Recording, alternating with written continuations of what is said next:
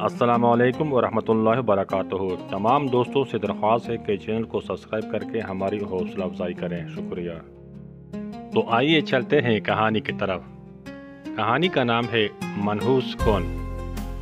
یہ کہانی ان افراد کے لیے ایک سبق ہے جو صبح کسی کے ملنے کو ناخوش قرار دیتے ہیں اور پورے دن کی ناکامی کا ذمہ دار اس ملاقات کو ٹھہراتے ہیں۔ یہ کہانی اس بات کو سمجھانے کی کوشش کرتی ہے کہ ناخوش محض ایک سوچ ہے، حقیقت نہیں۔ یہ کہانی ایک بادشاہ کی ہے جسے شکار کا بے حد شوق تھا۔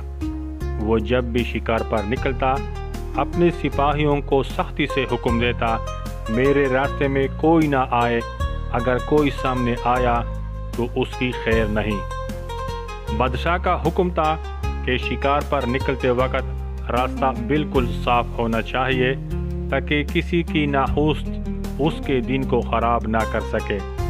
سپاہی بادشاہ کی ہر بات پر عمل کرتے اور ہر بار راستے کو لوگوں سے خالی کرا دیتے۔ ایک دن ایسا ہوا کہ ایک بزرگ جو لکڑیاں کاٹنے کے لیے جنگل گیا تھا، شکار کے وقت اپنے گھر واپس لوٹ رہا تھا۔ اس کا راستہ بادشاہ کے راستے سے ٹکرا گیا۔ بدقسمتی سے بادشاہ نے اسے دیکھ لیا۔ یہ دیکھتے ہی بادشاہ کے چہرے پر غصے کی لکیریں نمایاں ہو گئی۔ اس نے سپاہیوں کو حکم دیا، اس بوڑھے کو فوراً درخت کے ساتھ باندھ دو۔ بادشاہ نے غصے سے کہا، اگر آج مجھے شکار نہ ملا تو واپس آ کر تمہیں پھانسی دوں گا، اور اگر شکار مل گیا تو تمہاری جان بخشی کر دوں گا۔ بادشاہ شکار کے لیے روانہ ہو گیا۔ دن گزرتا گیا اور قسمت نے بادشاہ کا ساتھ دیا۔ جنگل میں ایک شاندار شکار بادشاہ کے ہاتھ آیا۔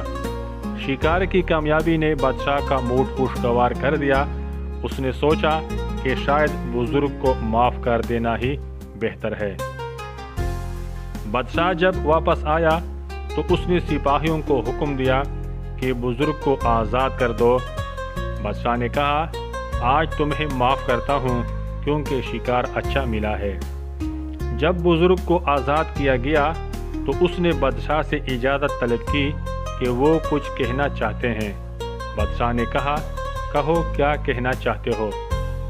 بزرگ نے کہا، بادشاہ سلامت، آپ کے خیال میں منحوس تھا کیونکہ میری موجودگی نے آپ کے دن کو خراب کر دیا ہوتا، لیکن غور کریں تو آپ بھی میرے لیے منحوس ثابت ہوئے، کیونکہ آپ کی وجہ سے میرا پورا دن برباد ہوا۔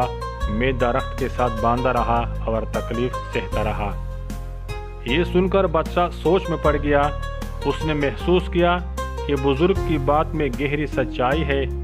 اس لمحے اس نے اپنے رویے پر غور کیا اور دل سے اعتراف کیا کہ ناخوش کا تصور محض انسان کے ذہن کی پیداوار ہے، حقیقت میں ایسا کچھ نہیں ہوتا۔